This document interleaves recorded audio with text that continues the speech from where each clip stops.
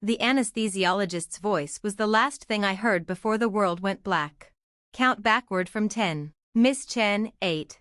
When I woke 6 hours later, groggy in the recovery room after emergency gallbladder surgery, the first thing I reached for was my phone. Surely someone in my family had checked in. There was just one text, from my sister Rebecca, sent while I was still under anesthesia.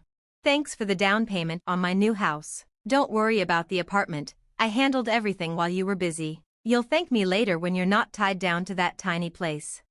At first, through the haze of painkillers, I couldn't process it. Handled everything? 17 missed calls from my realtor told me the answer. Her voicemails grew frantic with each one.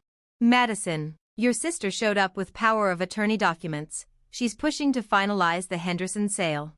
Madison, the deal closed. $340,000. Your sister collected the check. I'm so sorry, the paperwork looked legitimate. My chest tightened, the monitor beside me screaming as the nurse rushed in. Miss Chen, you need to stay calm. Your blood pressure is spiking. My apartment, I whispered. She sold it while I was in surgery. The nurse gave me a pitying look. Families do desperate things during crises. You can sort this out later. But I knew better. This wasn't desperation. This was theft, fraud, forgery. Rebecca had stolen my apartment and laundered the $340,000 into her dream house. I texted her back with shaking hands. Congratulations on your new house. Her reply came instantly. I knew you'd understand. That little apartment was holding you back anyway. Don't worry about paying me back. Consider it my gift for being such a good sister. The gall. She'd robbed me and wrapped it up as a favor. But Rebecca had made one critical mistake. She thought she'd stolen from her modest, unlucky little sister. She didn't know the truth. I wasn't just working in finance. I was finance. For 8 years I'd built Chin Capital Holdings from a grandmother's inheritance into a $1.22 billion private lending empire, 3,000 properties across 3 states, commercial real estate, luxury mortgages, acquisition financing. Rebecca thought she was clever. She had no idea her future depended on me. Because the $1.8 million Meadowbrook Heights mansion she was desperate to buy, she'd applied for a mortgage through Pacific Premier Lending, a company I owned. Her application was right there in our system. Rebecca Chin Martinez. Mortgage requested, $1.44 million. Down payment, $360,000. My $360,000. I called my COO. Michael, I need you to personally review an application tomorrow morning. File number, I gave him the code. Decline it. No explanation beyond insufficient qualifications. Is this a risk issue? He asked. It's family, and it's fraud. He didn't hesitate. Declined at 9 a.m. Sharp. As I sank back against the hospital bed, drowsy from medication, one thought cut through the haze. Rebecca thought she'd beaten me, but tomorrow morning, she was going to learn just how badly she'd miscalculated. Once I get this mortgage sorted out, you can live with me in the new house until you find something better. Her entitlement was breathtaking. She'd forged documents, sold my apartment, stolen my money, and still believed she was doing me a favor. Have you tried other lenders? I asked. 4. All rejected me. They keep saying my debt-to-income ratio is too high. But that's impossible. I calculated everything perfectly. Of course she had. Rebecca's math had always been as delusional as her spending habits. She probably ignored taxes, insurance, and HOA fees. What about a smaller house? I suggested. Madison, this isn't just any house. It's the house, the kitchen, the pool, the lake view. I've already told everyone I'm buying it. The housewarming invites are out. I can't back out now. When's the closing deadline? Friday. She said it like a challenge. If I don't secure financing, the sellers move on. It was Tuesday. 3 days to conjure $1.44 million in mortgage financing she had no hope of qualifying for. Becca, maybe this place is out of your range. No. Her voice cracked like a whip. I deserve this house. I've worked hard. I've sacrificed. I'm not letting bureaucratic nonsense stop me.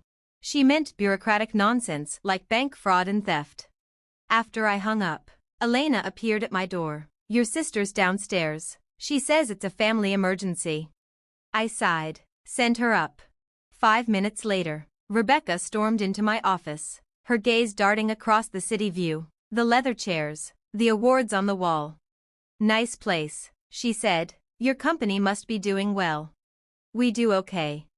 Good for you. She sat. Listen, I need you to co-sign my mortgage. With both our incomes, we'll qualify easily.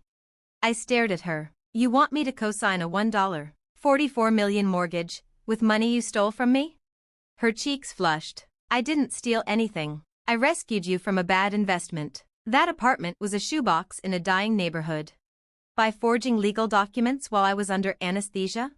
The paperwork was creative, but my intent was good. Look, we'll split the house. You can live there, too, at least until you get back on your feet. Her generosity was almost comical, inviting me to pay half the mortgage on a house bought with my own stolen money. Becca, I can't co-sign. Why not? Afraid of the credit hit? I swear I'll make the payments. It's not about credit. Then what? This house means everything. I'm not walking away because of some technicality. I looked at her, the entitlement, the blind certainty that her desires outweighed everyone else's. Becca, what do you think I do for work? You're in finance, an analyst or something. What's the name on my office door?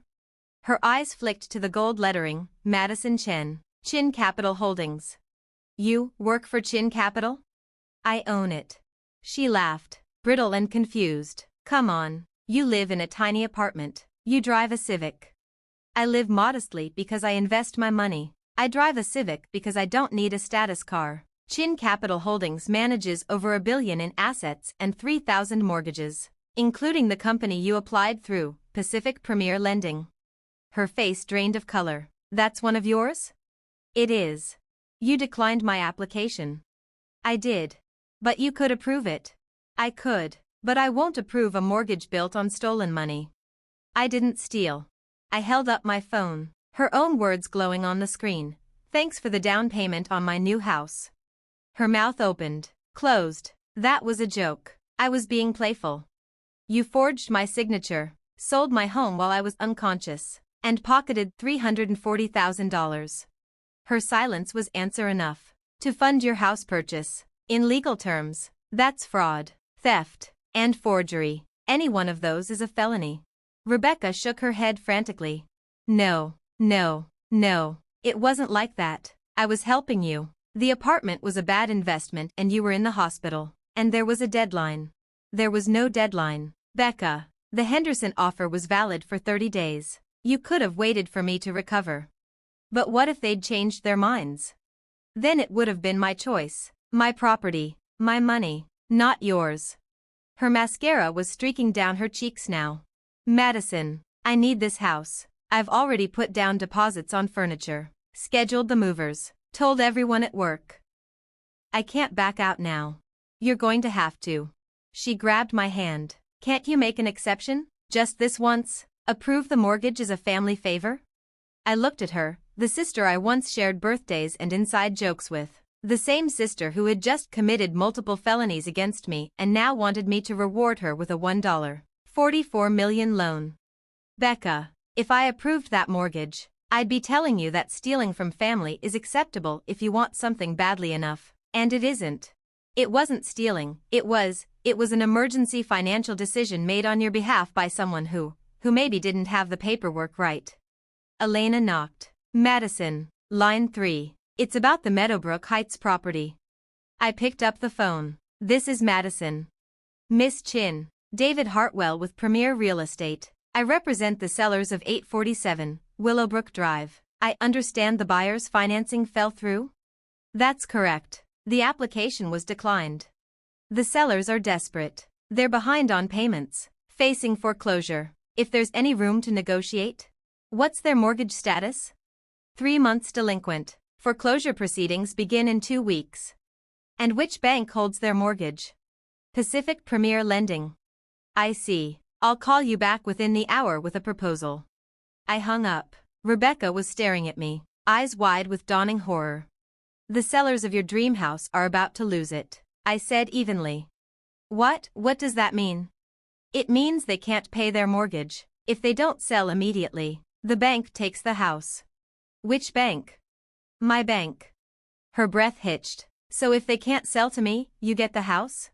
Eventually, yes, through foreclosure. And then, I'd renovate and resell. Maybe rent it out. Prime property in Meadowbrook Heights doesn't stay empty for long.